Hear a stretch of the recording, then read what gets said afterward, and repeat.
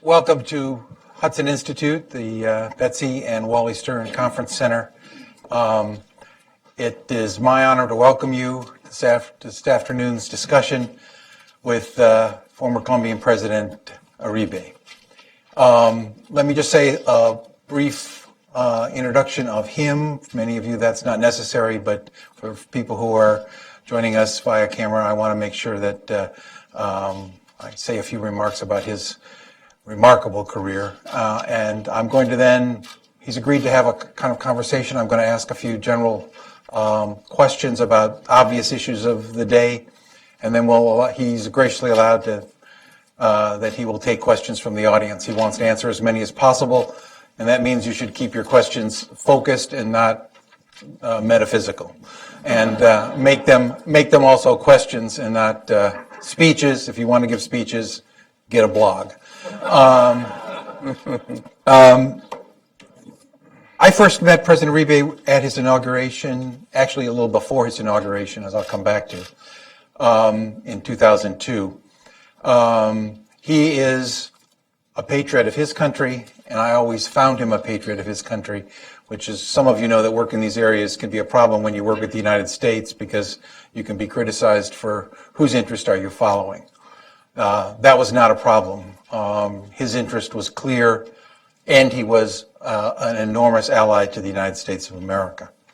At the time of his inauguration, many people predicted that Colombia would fail, that the combination of right-wing and left-wing criminal and paramilitary and guerrilla organizations that had taken over and been given huge parts of his country were enriching themselves off of drug trafficking and were killing, kidnapping, and taking over huge sections of the country and spreading out into the region would dominate. In fact, as some of you who are old enough to remember, at his inauguration, which I was honored to represent the United States with U.S. Trade Representative Zelig, the FARC mortared the inauguration site as the president was arriving.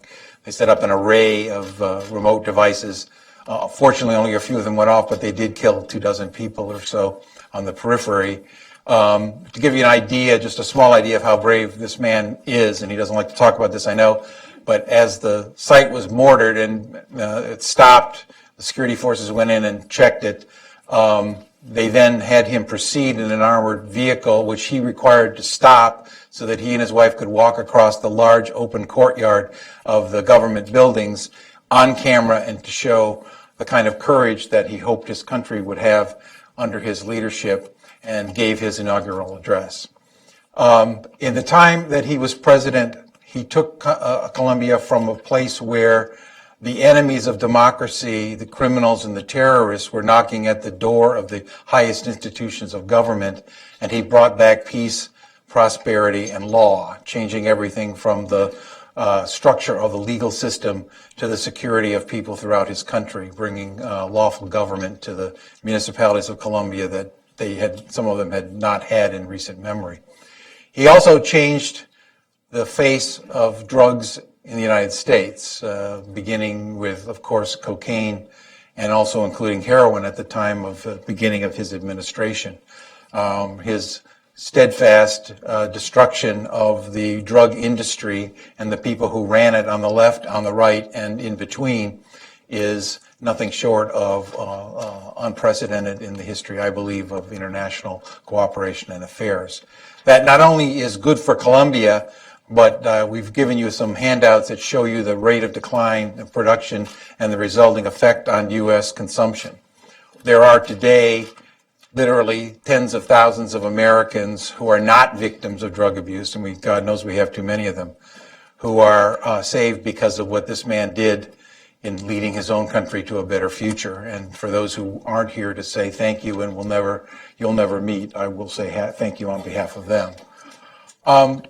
Finally, I would say, and I don't want to take up his time here, he may not remember this, but after he was elected and before his inauguration, he came to the United States to meet with President Bush, and a part of that visit, there was a large dinner of both Democrats and Republicans from Congress in Blair House.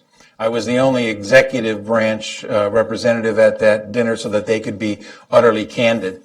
And some of them used that license to be preachy and somewhat ridiculous, as sometimes we can be as Americans. But one person struck me then, and since it's topical, I will say it now. Senator Sessions, when it came his time to make remarks, said all the preachy stuff he wasn't sure was either here nor there.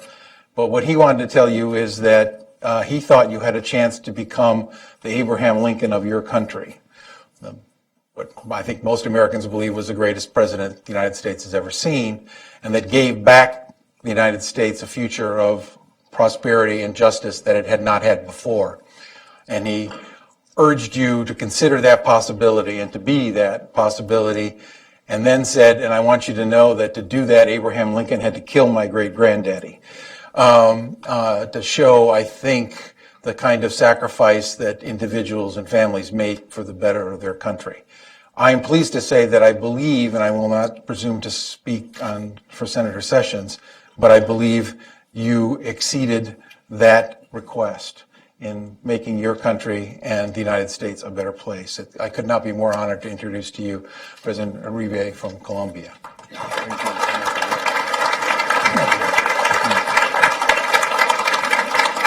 Thank you.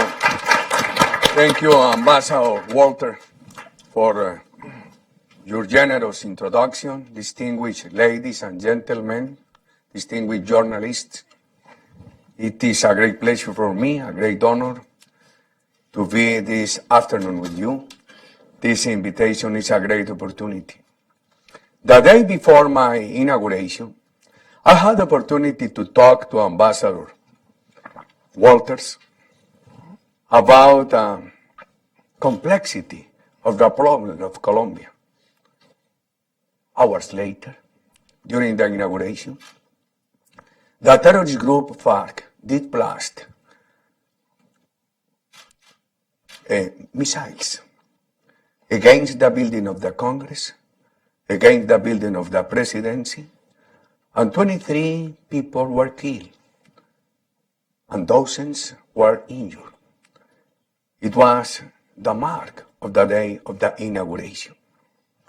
When Plan Colombia began,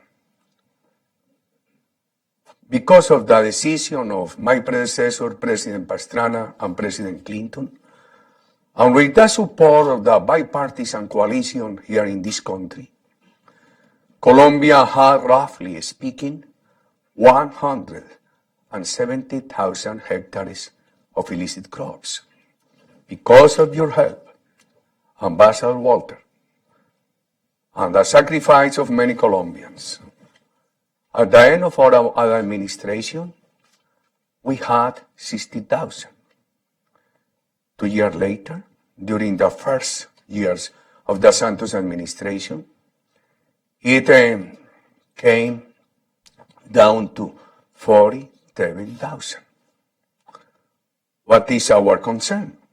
That today, my country, in accordance with the United Nations report 6 months ago, at that moment my country had almost 100,000. The United Nations report stated that during the last year, illicit crops grew in Colombia by 46%. And more recently, the United States report has informed that now we have in between more than 150,000 hectares. What is the concern? This question: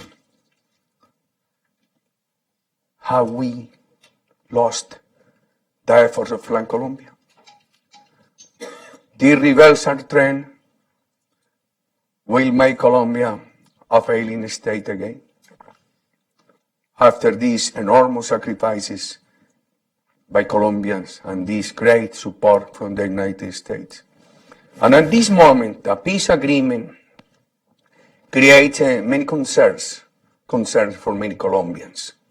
For instance, FARC is the biggest cocaine cartel in the world, and its kingpins are being granted full impunity by the current administration in Colombia. The current administration has accepted that narco-trafficking, in the case of FARC, is a political crime. This is the excuse. FARC has said that they have been involved in narco-trafficking because this is a way for them to fund the rebellion. And the government has accepted this excuse. Political crimes in my country, the people who come to terms with the government, in this case the peace agreements, in the case of political crimes, they cannot be extradited.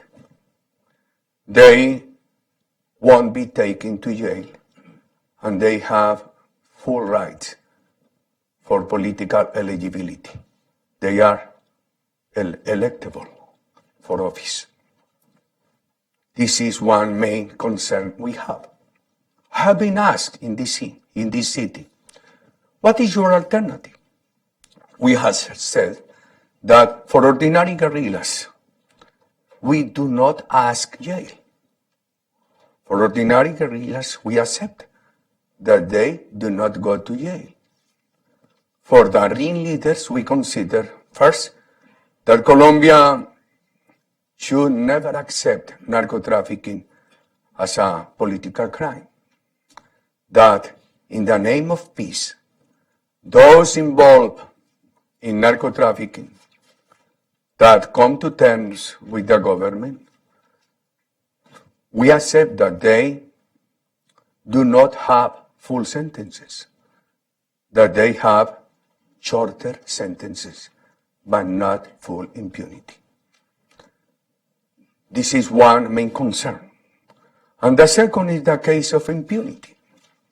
For instance, for other crimes that both parties, government and FARC, consider atrocious crimes, such as child recruitment.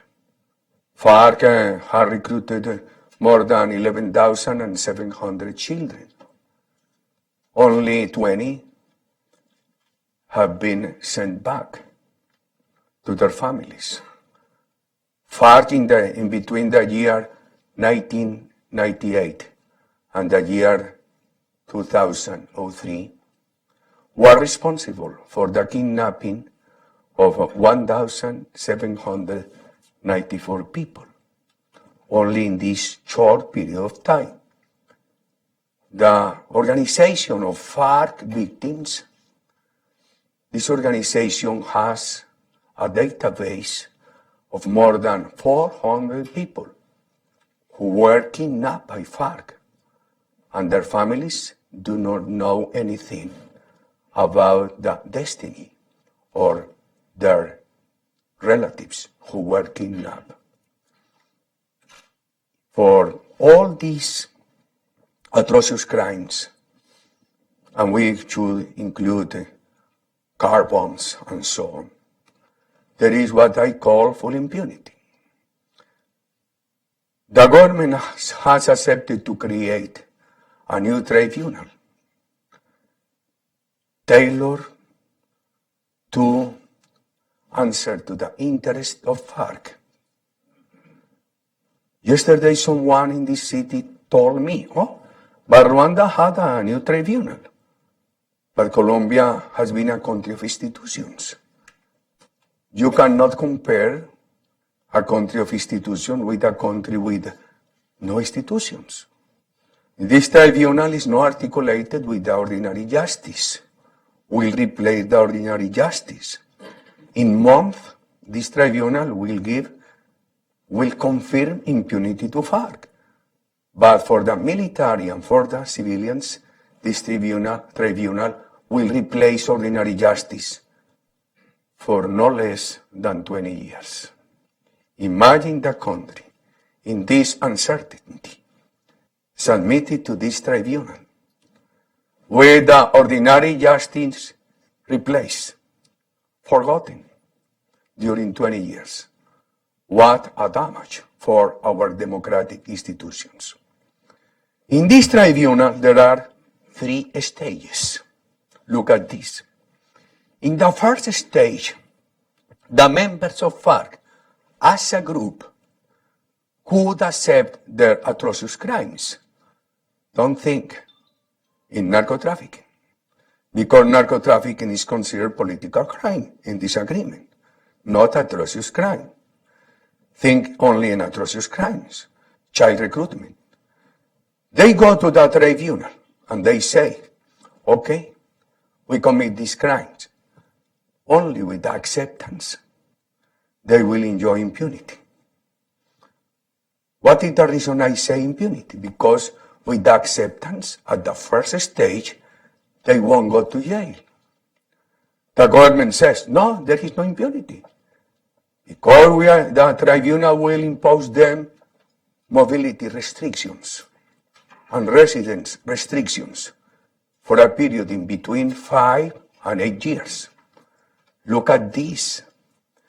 The Code of the International Criminal Court requires reclusion for these crimes around for 30 years. And in the cases of acceptance, this code of the International Criminal Court accepts the reduction of reclusion, but not the elimination of reclusion. Second, they can be in rural areas, in what they call concentration areas. Third, in Colombia, we have the institution of house arrest.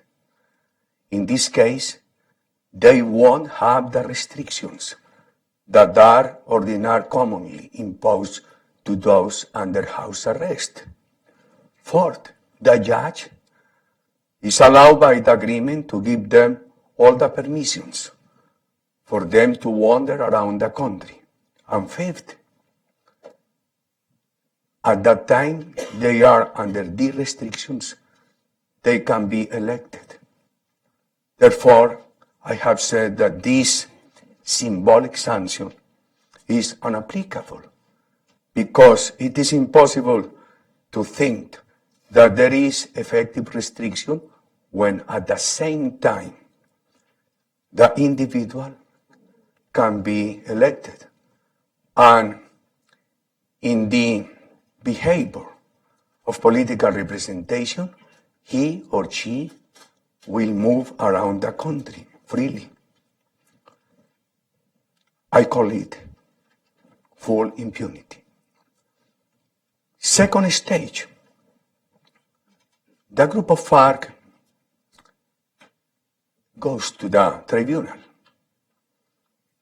and says, in the first stage, we did not accept the crime. Now we want to accept the crime. In this case, they have to go to jail in between 5 and 8 years. But at the same time, they will enjoy political eligibility. The third stage, the judge says, you did not accept your responsibility during the first stage. Neither did you during the second stage. But the tribunal has found you guilty. For you have to go to jail for a time up to 20 years.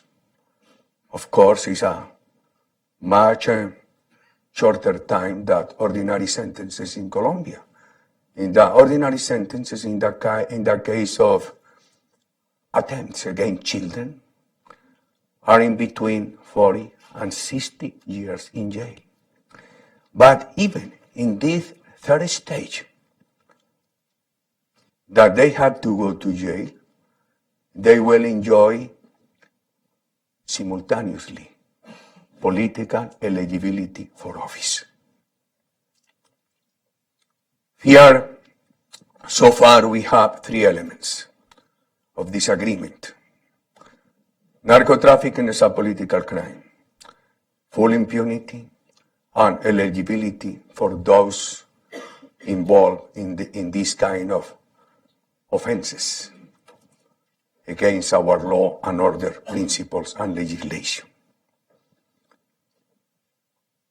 The government, at the very beginning of these peace talks, proposed a referendum. The president of Colombia many times repeated, "You are going, citizens, to have the final word." The people of Colombia were very pleased with the promise of the referendum. But a referendum in Colombia needs one question per every one topic. And the threshold for the referendum is established at the level of the Constitution. For these two reasons, the government said, we cannot call for a referendum. Instead of that, the government promised the plebiscite.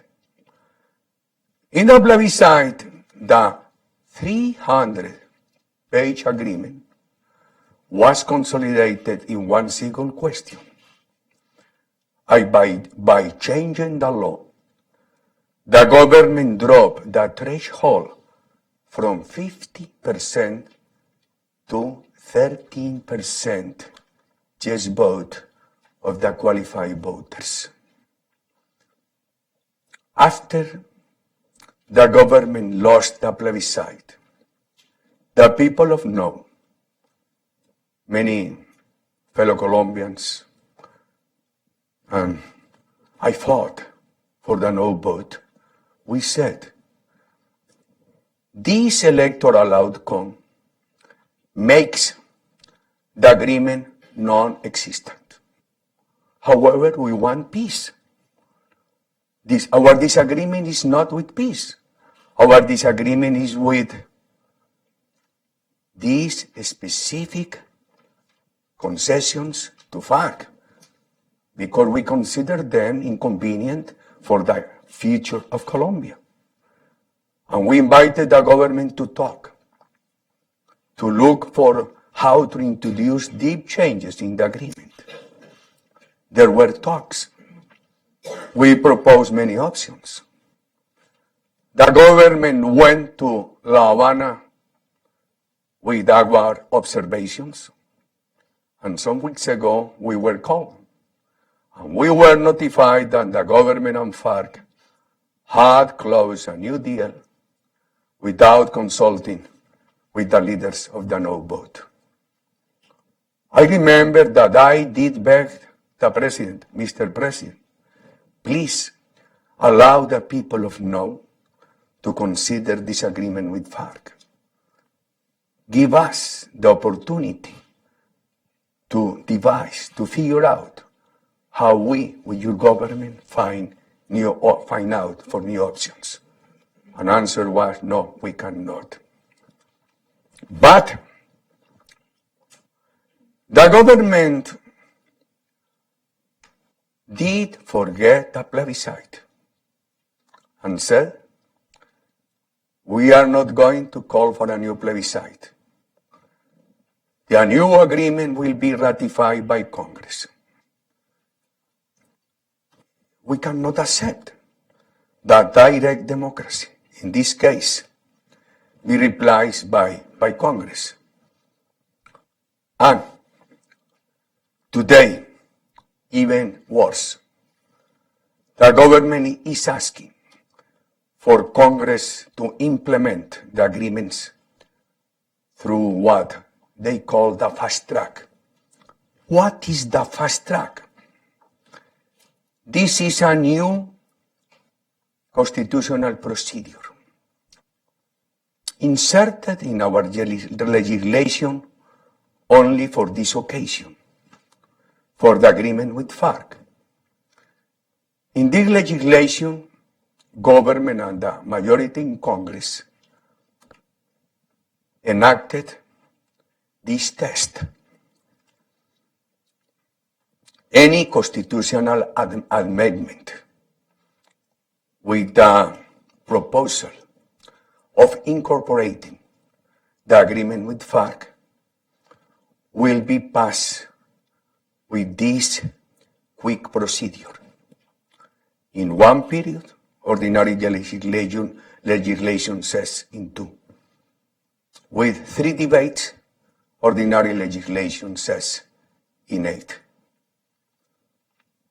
Without political possibilities to introduce changes, without political possibilities to reject the governmental proposal.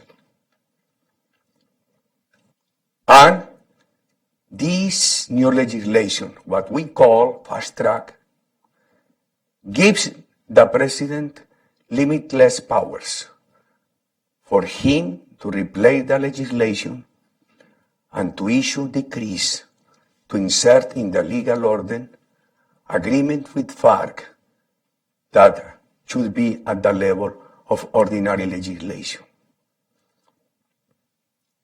But Article 5th of this legislation stated the only way for this legislation to work is if the plebiscite wins. Now the plebiscite is lost. The government does not want to call for a new plebiscite. However, the government wants to implement the agreement through Congress, and not through ordinary legislation, but also by operating the fast track without the necessary condition of the previous plebiscite. It is the abolition of democracy. People thinking of the opposite that we consider say peace is a right that should prevail over democracy. Our answer is the only way for a stable peace is a stable democracy. And many people think that peace with these people of FARC is the peace of Colombia. In the year 2002, you remember Ambassador Walter, FARC had, roughly speaking, 30,000 members. Today's roster says that this organization in the peace process has presented a list, a database of 5,647. The constitution in a country of almost 50 million people will be changed to please this group. But at the same time, there are some groups that are FARC dissidents. The ELN, the second largest guerrilla group, is growing. Yesterday, this organization attempted against 3 communitarian leaders in the province of Norte de Santander, a bordering province with Venezuela. Third, the general prosecutor says that Colombia has 3,500 new criminal gangs. Fourth, there are no less than 75,000 families involved in narco-trafficking. Therefore, what is the reason to think that impunity granted to FARC is the peace of Colombia? In the future, these people of ELN, FARC dissidents, members of new criminal gangs, will ask for the same treatment. It is a very bad example.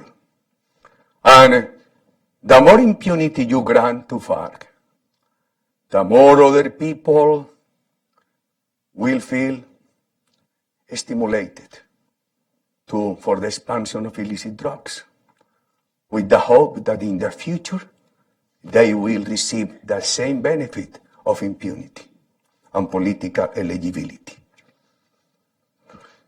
These are some of the reasons We are in disagreement with this test signed between the current Colombian government and the terrorist group FARC. But I want you to conduct this presentation, to take your questions, your comments. Ambassador Walter. Thank you. Thank you.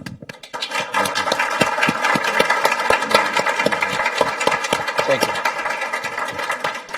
You covered a lot of the questions, and I'm going to leave time for the various people in our audience, many of whom are from the press and who have also backgrounds to ask some questions as well. But I want to start off with a few. Before I do, I just want to mention Ambassador Jaime Derenblum, who's one of my colleagues here at Hudson, who helped to bring you here and has been a longtime friend of Colombia and to many of our allies in Latin America. His illness has prevented him from being here, but I want to acknowledge him and the work he's done here, and especially in connection with allowing us to be here together today. Thank you, Ambassador. Yeah.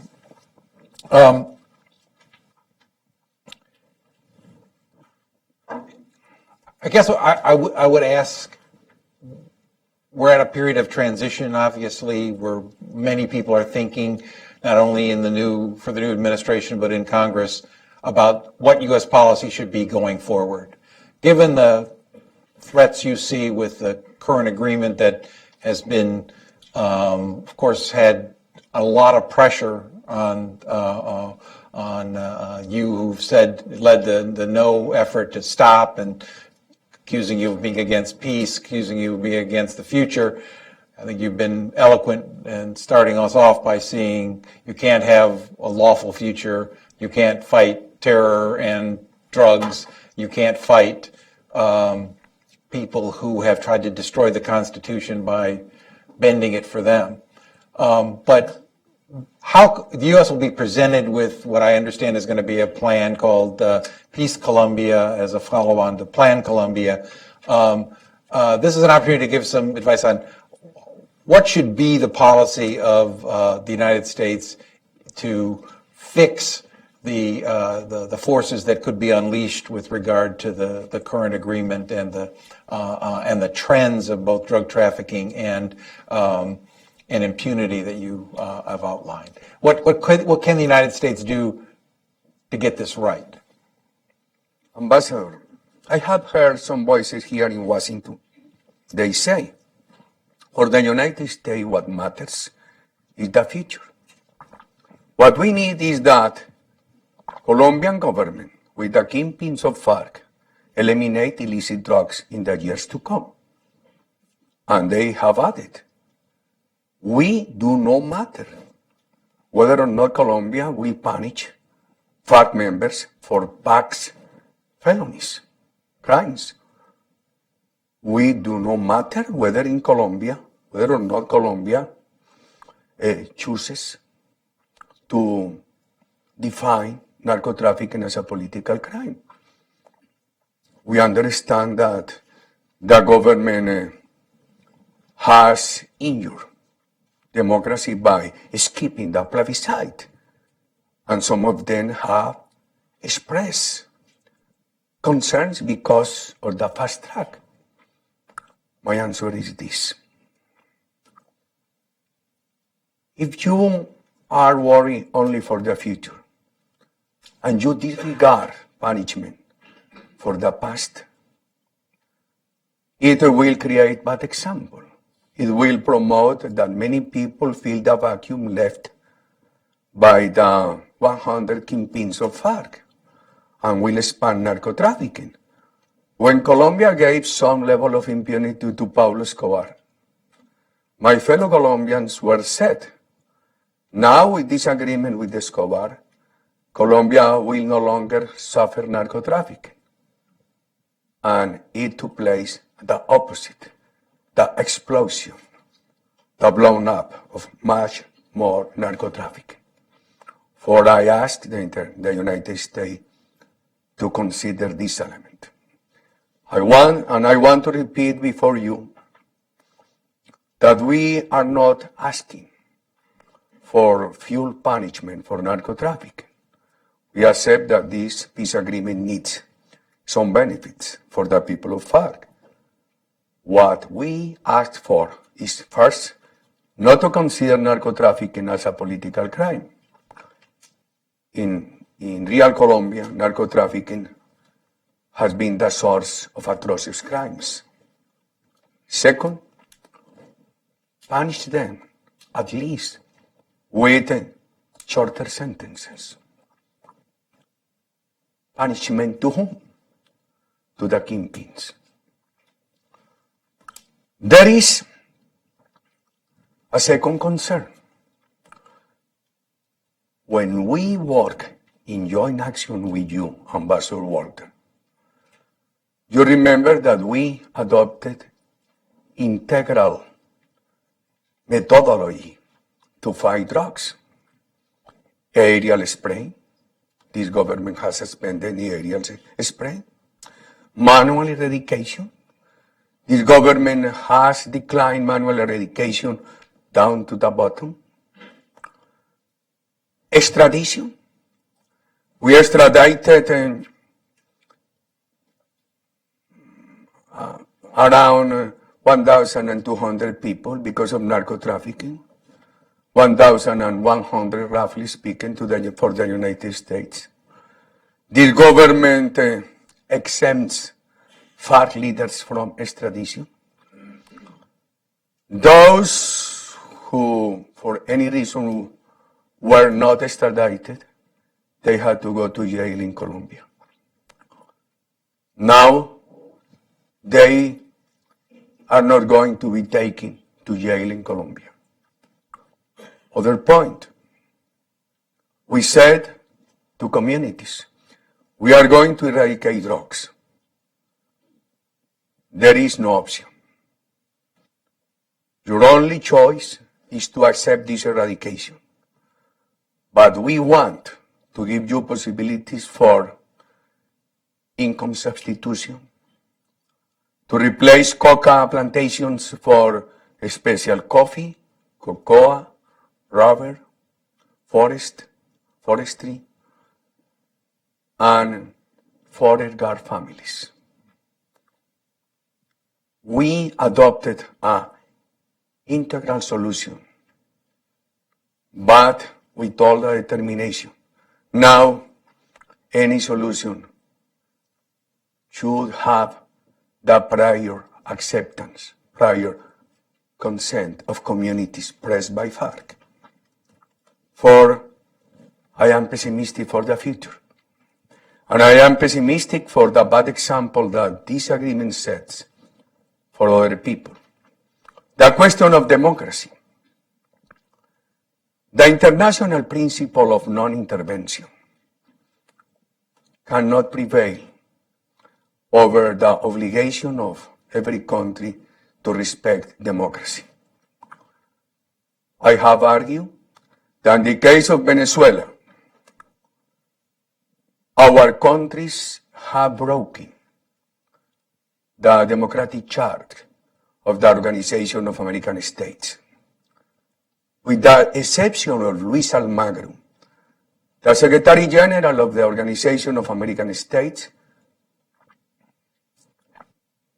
the countries have been very weak. The more weak they have been, the more has advanced the dictatorship in Venezuela.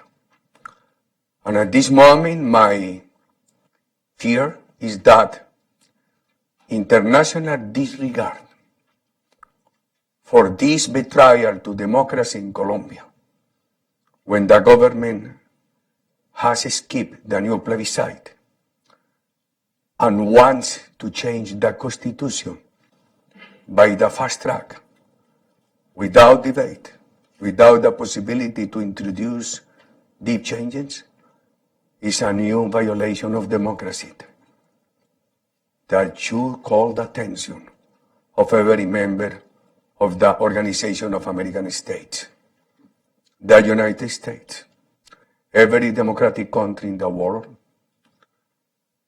should pay attention to this case of full impunity, to this case of elimination of some democratic principles.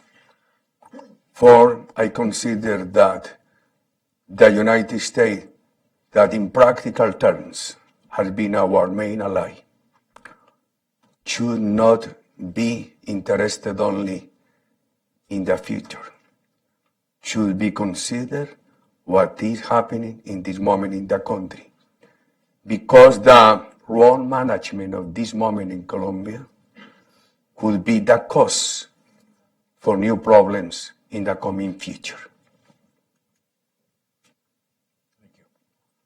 I want to ask you about the Colombian experience, but maybe to start by emphasizing something you just said, which is one problem that is particular, I think, to drug policy, but it reflects other issues regarding promotion of democracy, is a misunderstanding and some cowardice about what causes what. When you, as you point out, when you led, the issue was if you allow the narco trafficking terrorists to continue to get money and freedom and power, you cannot sustain democracy. That compromises that allow that to continue are self-defeating. There's a tendency to ignore the way this works, partly, I think, through ignorance and partly, as I say, I think, through cowardice. As you say, when you went to communities in Colombia that were involved in trafficking and said, we are going to give you an alternative, but one of those alternatives is not to continue to grow the crop. We'll give you alternative development. We'll give you even income support to return the rainforest to its original state.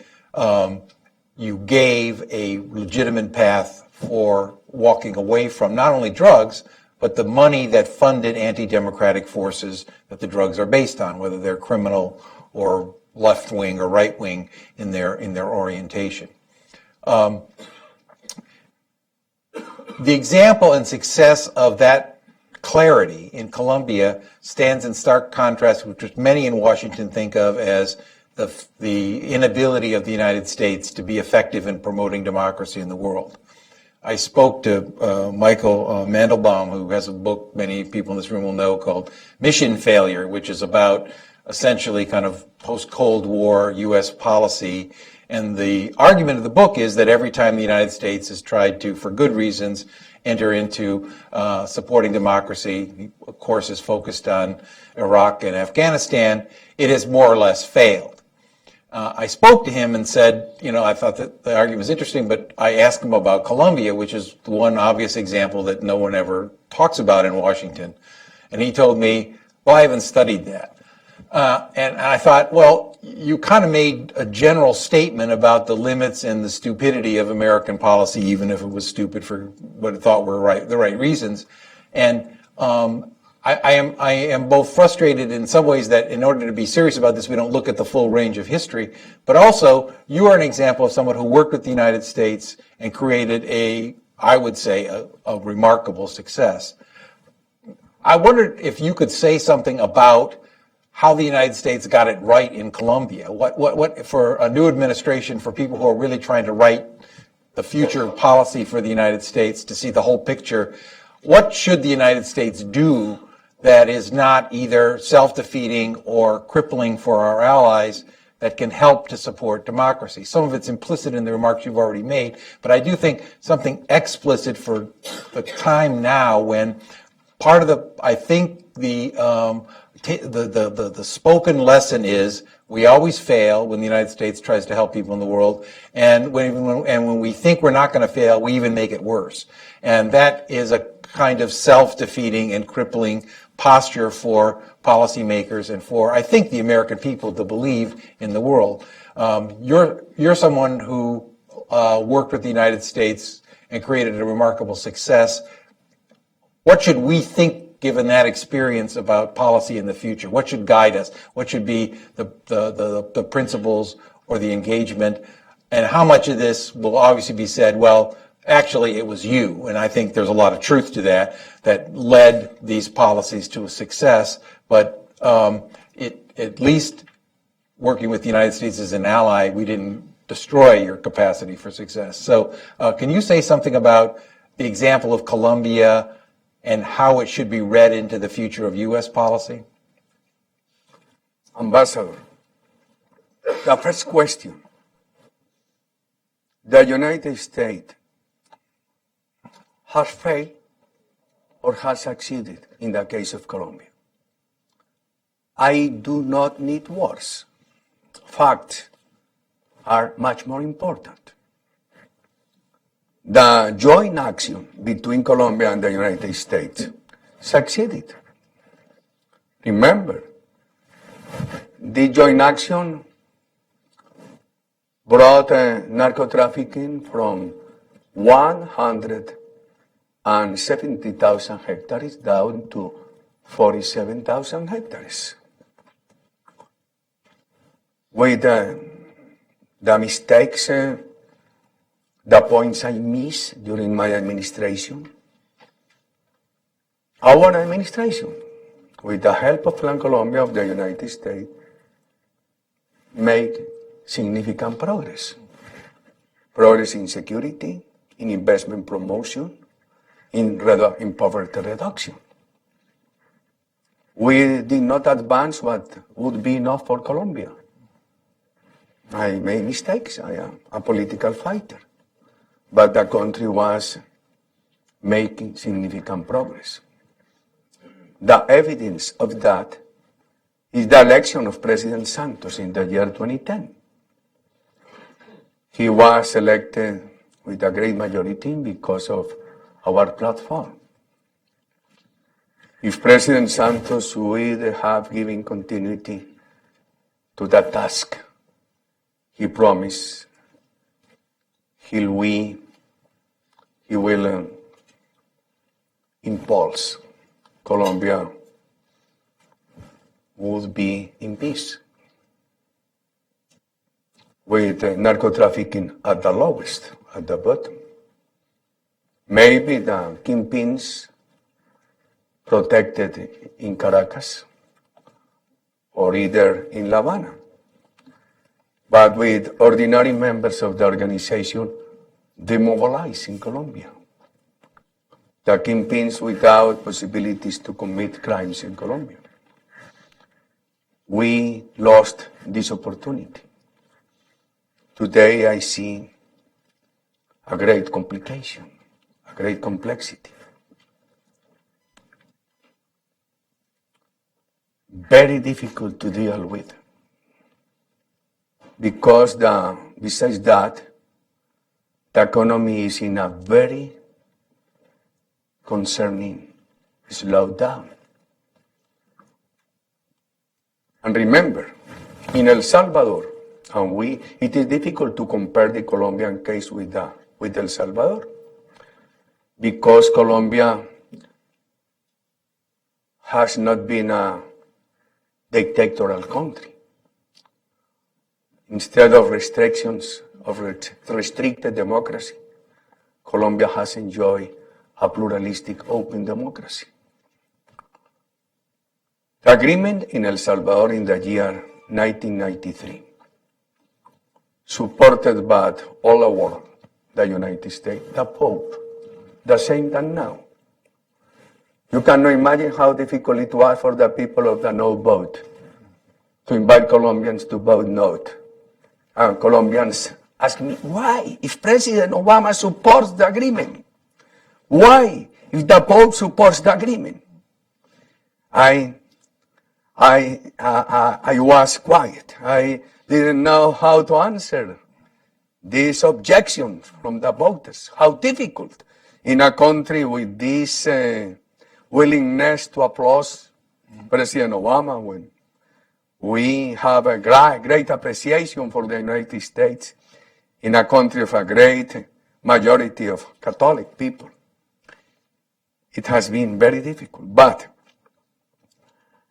the full stop law adopted in El Salvador enacted in El Salvador in the year 1993 was dropped this year by the Supreme Court of Justice in El Salvador. My guess is that in the future, any court in Colombia could drop this full impunity legislation. The economy. Nobody did realize that the agreement in El Salvador was very restrictive for the private investment. Later on, the people of El Salvador did suffer the consequences, a depressed economy. It created much more violence. Guerrillas in El Salvador were made by no more than 30,000 people. Today, people involved in maras, they are more than 70,000. The economy became so depressed that it created a humanitarian crisis that caused the election of former guerrillas in the year 2009. And today, the economy in El Salvador continues being in very bad shape. I am fearful that the current situation in the economy in Colombia, plus the restriction imposed by this agreement with FARC, could cause many more problems in the future. How to deal with this situation for the international community? I understand that the international community accepts peace talks. But the international community, at least those who have worked in joint action with Colombia, such as the case of the United States, should require from the parties some changes. After the plebiscite, I was called by people at the higher level of the government of the United States. And what I said is this: please, at this moment we need you to urge the Colombian government to introduce deep changes in La Habana agreements. At this moment, it is late, but tomorrow could be too late. At this moment, it is very important to consider not only the future of narco-trafficking in Colombia, but what to do with the past crimes related to narco-trafficking. And to consider that my country has skipped the plebiscite and wants to introduce a new agreement and to convert it into legislation through the fast track. The years to come will be very difficult years in Colombia. We have some clear ideas and some not yet clear ideas. We have to consider this.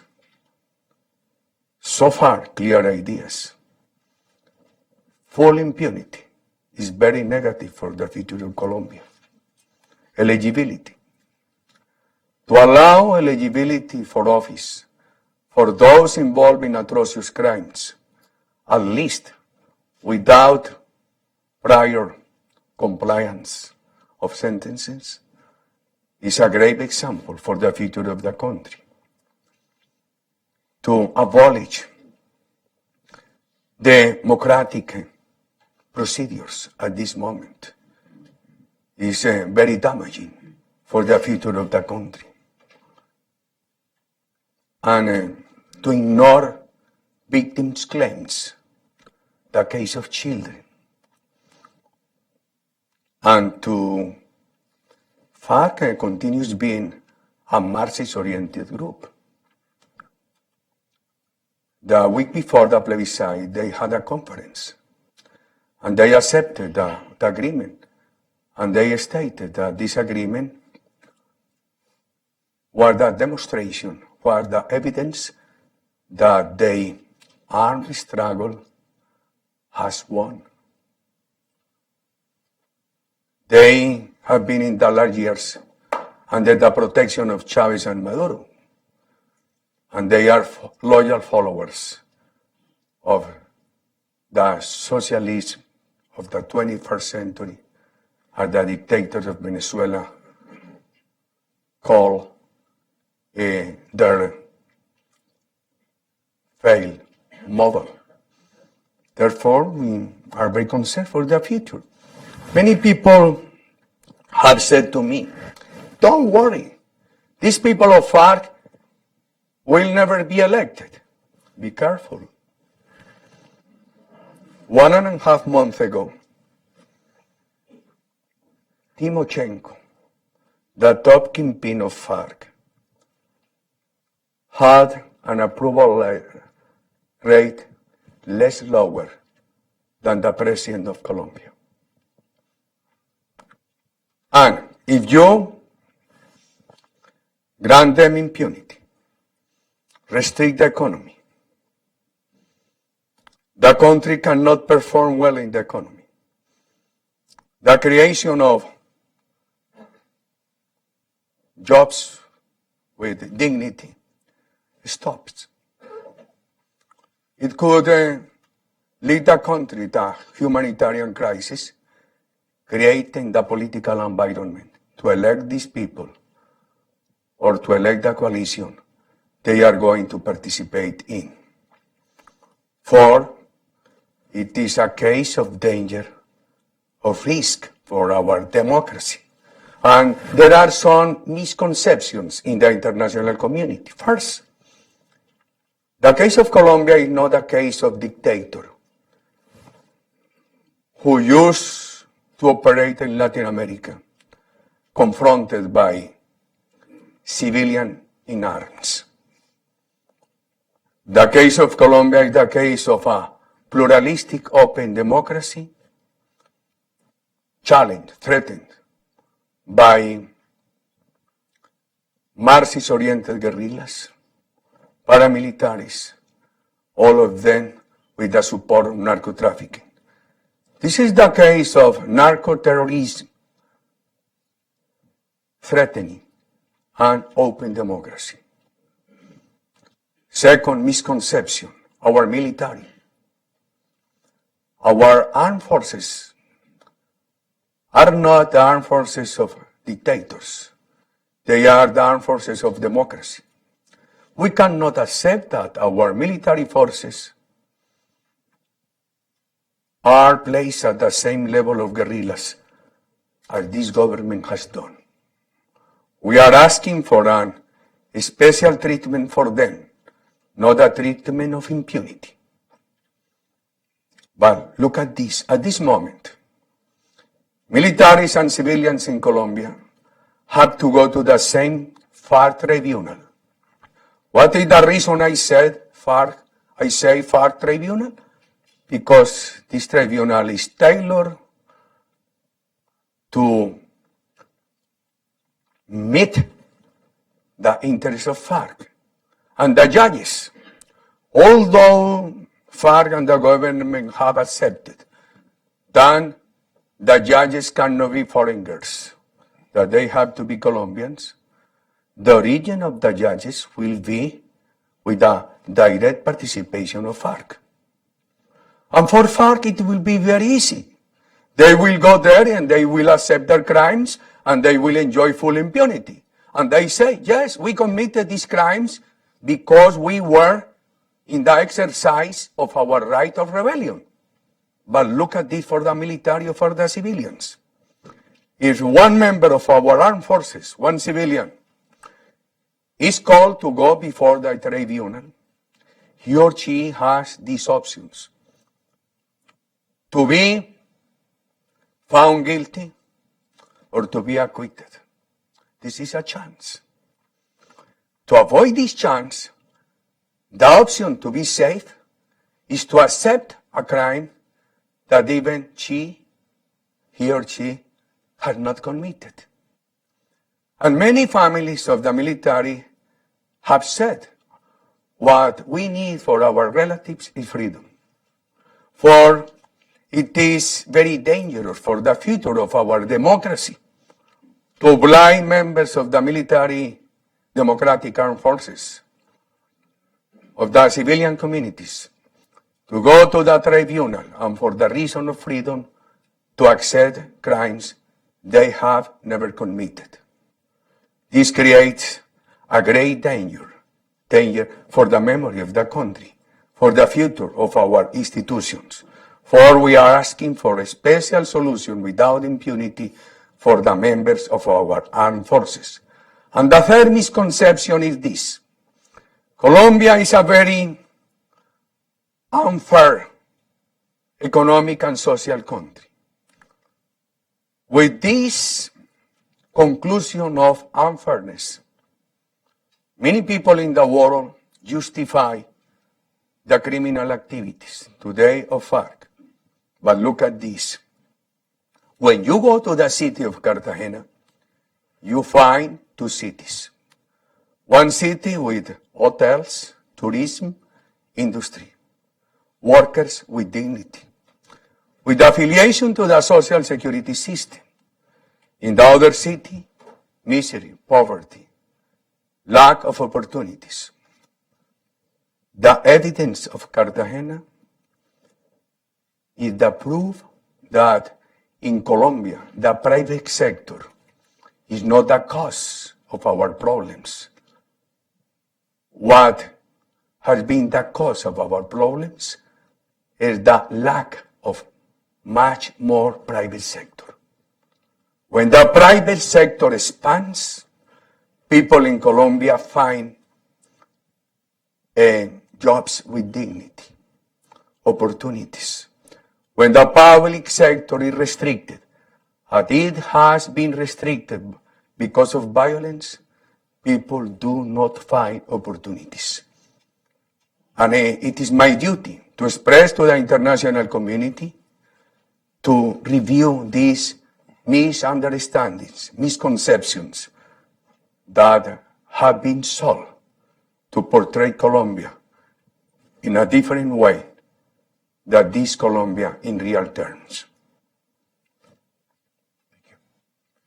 I think we'll allow some questions here. Again, make it a question and make it specific so that we can get as many as possible. My colleague, Richard Weitz. Please, one only condition. Speak slowly to me. Because I am almost deaf in Spanish and much more in English. It is a limitation for being a singer, but an advantage for being a politician.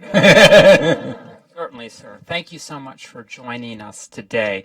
I had a question about some of the military reforms you made. In particular, you established what's in English is called the Joint Special Operations Command, abbreviated CCOES in Spanish. And I was curious, what were the aims that you had in mind when you did so? And also in particular, whatever the aims, do you think that group, that structure, helped you achieve the military victory that we've seen against the FARC and drive them to the peace table? Our main aim was to dismantle the terrorist organizations. And our main objective was to demobilize them. During our administration, we had the demobilization of 35,000 members of the paramilitary organization. The ordinary paramilitaries did not go to jail. The kingpins went to jail for a period in between 5 and 8 years. 14 of them were extradited to the United States. They were not granted the right for political eligibility. We did not negotiate with them any change in our constitution. At the same time, with the same legislation and with the same policy, we got the demobilization of 18,000 members of guerrillas. And we did treat them the same we did with paramilitaries. 4 members of guerrilla were extradited to the United States. One is Simon Trinidad. Here, because he was responsible of many cases of narco trafficking, and because of his participation in the kidnapping of some Americans. And his accomplices, he's here in jail. His accomplices are in Colombia, enjoying impunity. Accomplices not only of narco trafficking, but also accomplices in the kidnapping of many Americans. Second, our proposal was not a full military victory. Our proposal was to dismantle the terrorist organizations, to offer them shorter sentences, to promote a generous reinsertion without impunity, and to give them opportunities for them to study, for them to undertake entrepreneurial initiatives, and so on. Because many people have said the alternative in Colombia is war or peace. First, we cannot speak of war in Colombia. Colombia has not lived in civil war. Colombia has lived the threat from narco-terrorist organizations against the rule of law. It is quite different than war.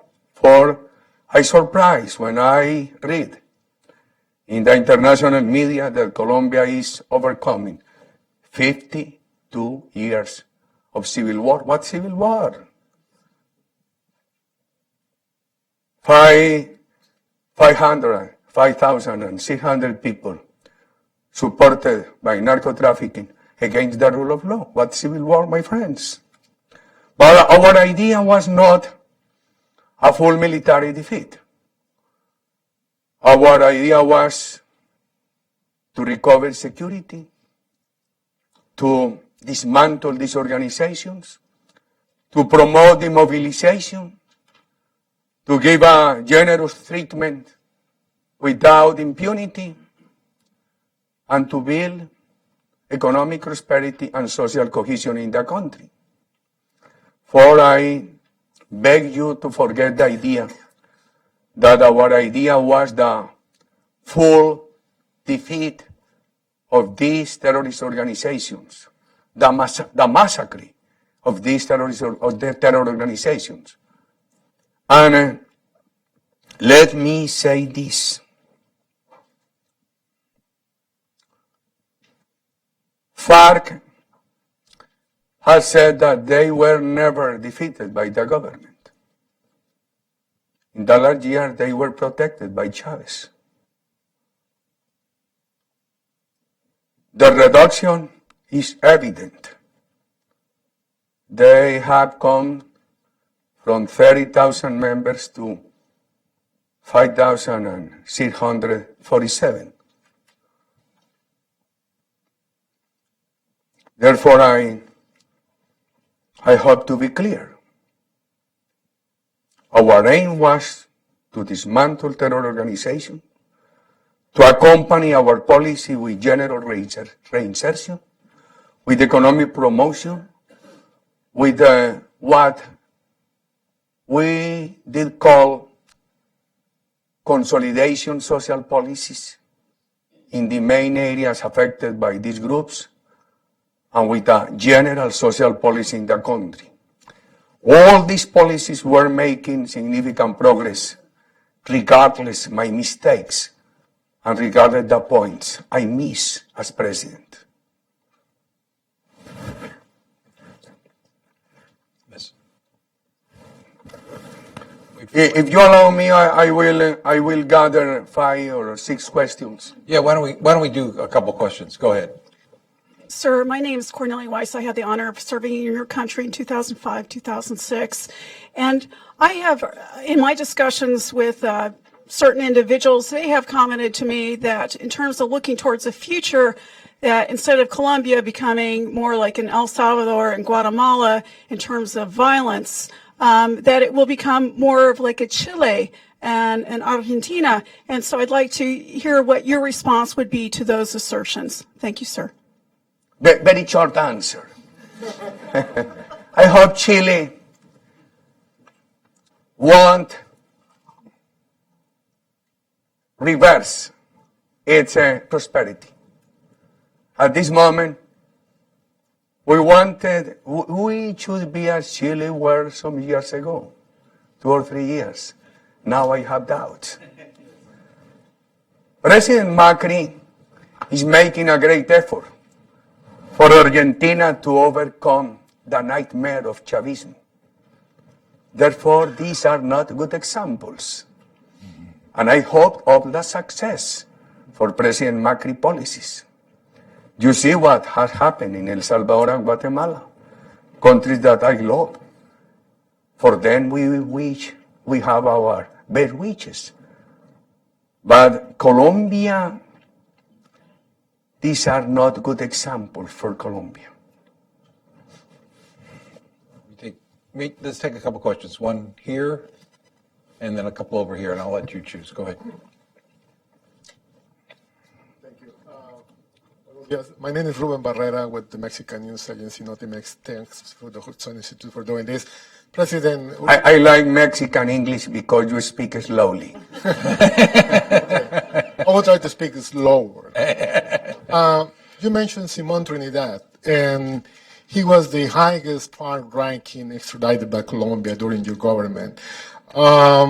Even though he was in prison, the FARC during the Havana negotiation, he was put in charge of the disarmament phase of the peace agreement.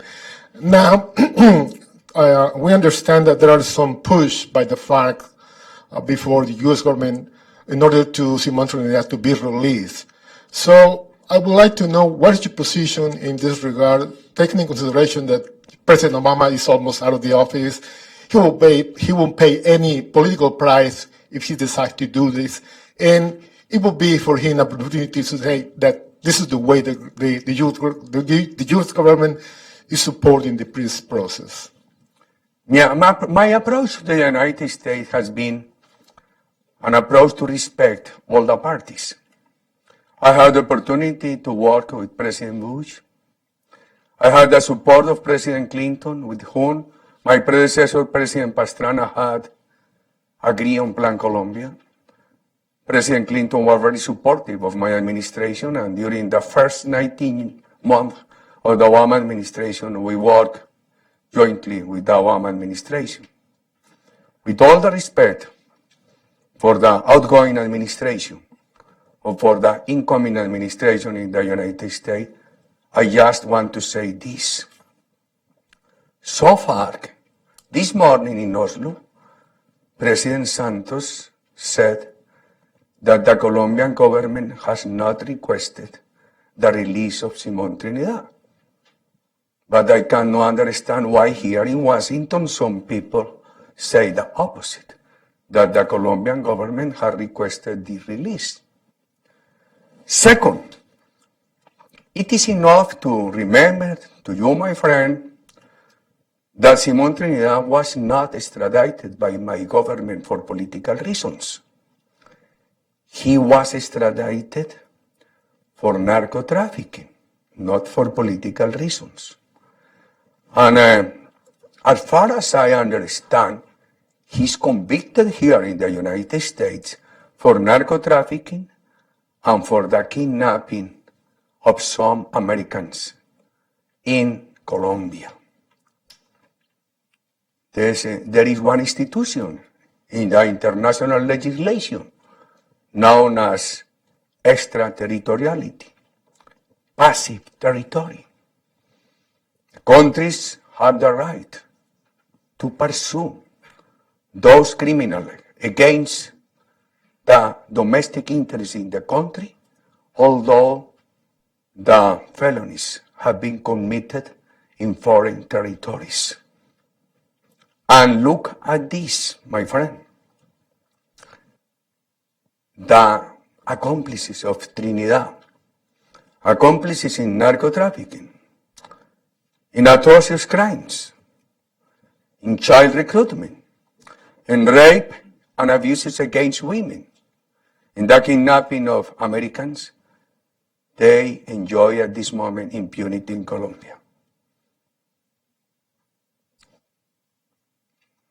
I don't know what the United States is going to do, but I consider that a very bad example in these cases is the midwife of new violence. Well, one last question. Sir.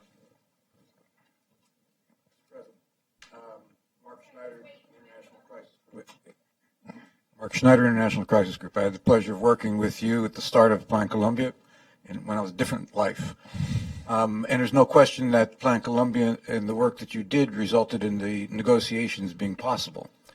I think, though, that there's some distinction between the way you described the agreement and the way others have. You used the term full impunity.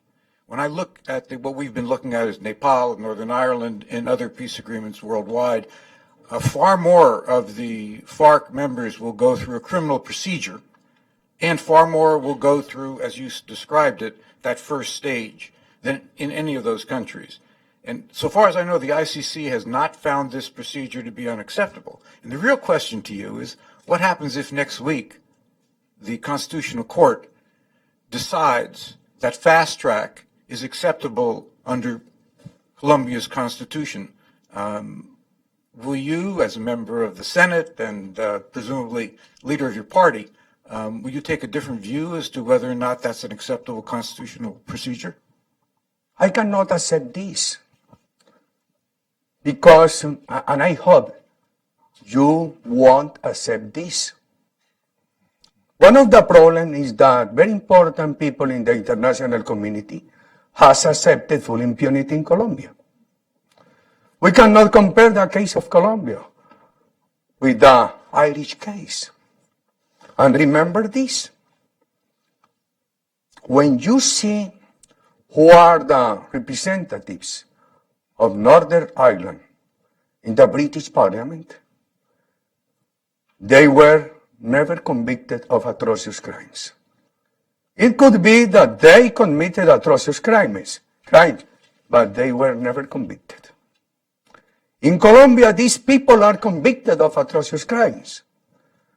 However, they will be granted impunity and the right of political eligibility. This is a huge difference. They will go to the tribunal, and with the acceptance of the crime, they will enjoy full impunity. The lack of impunity is not to go before the tribunal. It's not the omission of the trial. Impunity is not only because the trial has been omitted.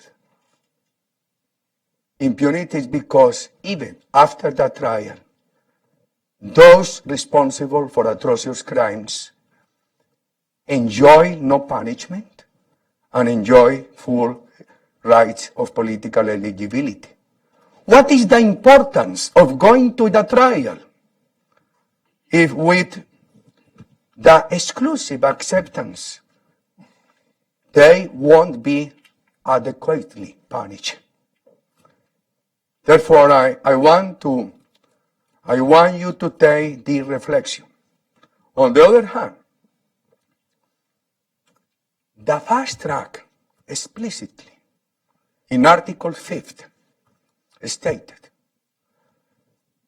this exceptional procedure could be applicable only under the condition that the plebiscite wins. This is not my invention. If you go to this exceptional legal amendment in my country, you will find this text in Article 5.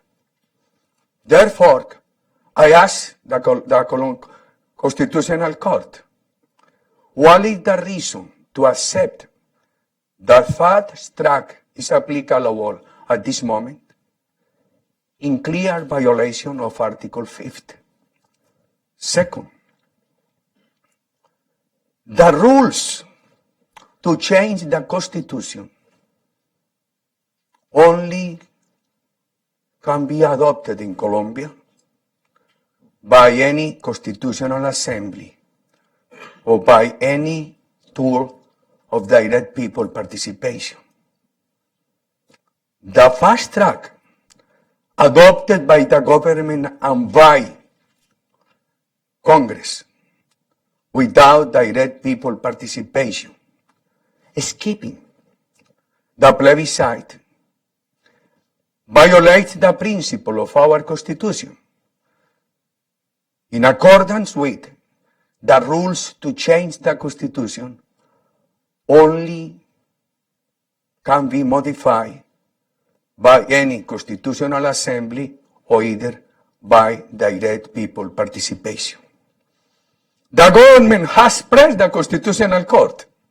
I cannot understand that the President of Colombia publicly in a press conference this morning said, I expect that on Monday the Constitutional Court approved the fast track. The President has violated all his democratic promises, the referendum, the plebiscite, the necessity to introduce deep changes after he lost the plebiscite, the new plebiscite for people to ratify the new agreement.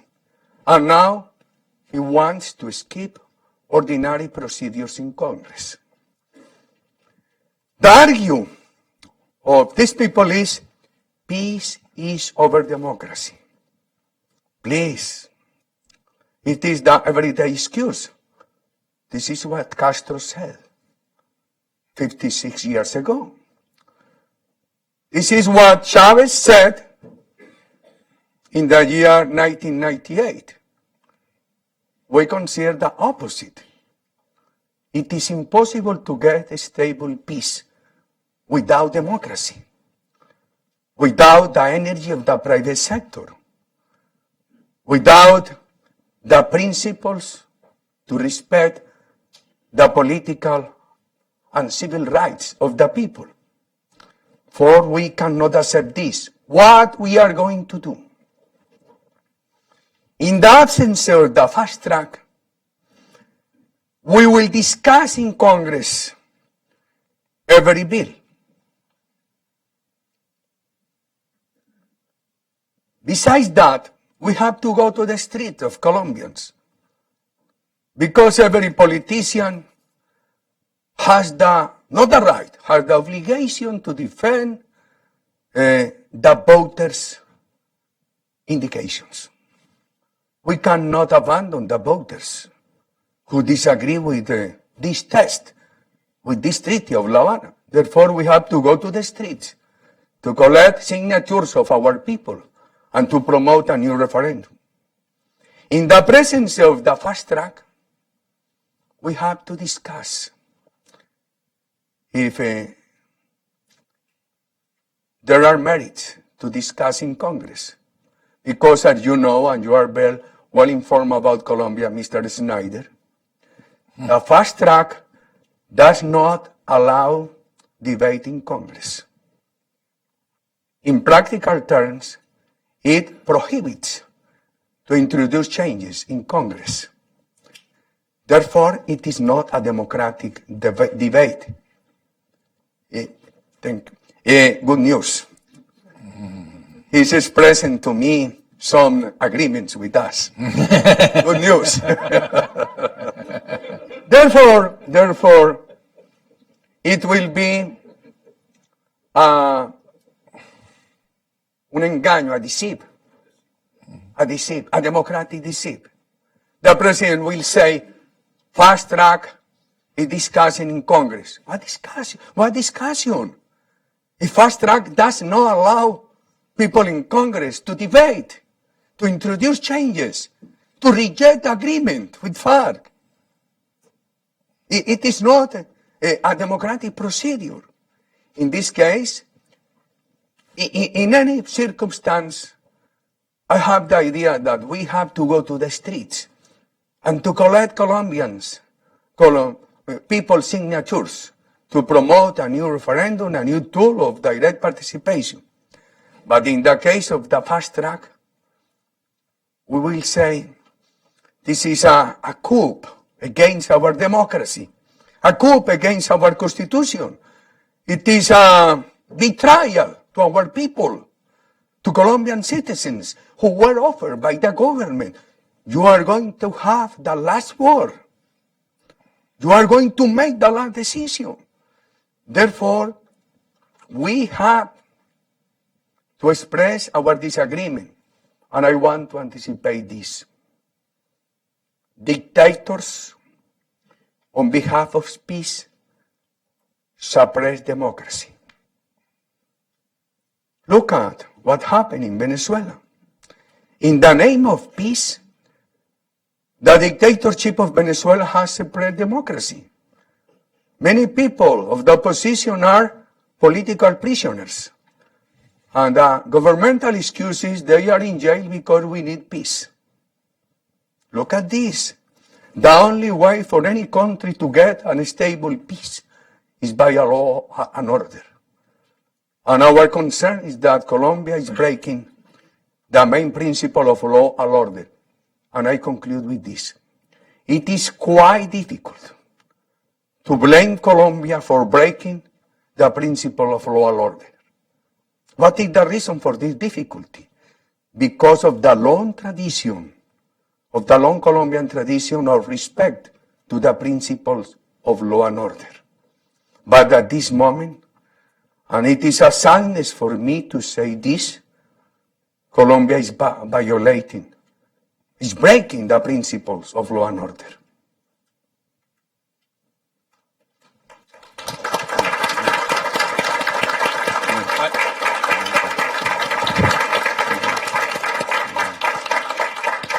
On behalf of my colleagues at Hudson and everyone here, I want to thank you, Mr. President, for all your service not only to your country but to ours as well, as I said at the beginning. And I mentioned one other thing, and I mentioned to you before the event started. I was recalling that when we first met and then while we worked together, your clarity and the ambitious goals that you set, as you know, were seen by many as not achievable. We can't really reduce drugs. We can't really fight the terror. He won't really extradite all those people so that they actually are brought to justice. He can't really build the economy. He can't really create justice in the municipalities throughout the country. And I will confess, hear from U.S. personnel that we have to be careful. We've got to be. And after about the fifth or sixth, I'm a little slow at learning. Fifth or sixth times, I said, why don't you stop saying he can't do it when he says he can, and get out of his way and help him a little more, and stop being worried about failure. And how about we get ready for some success?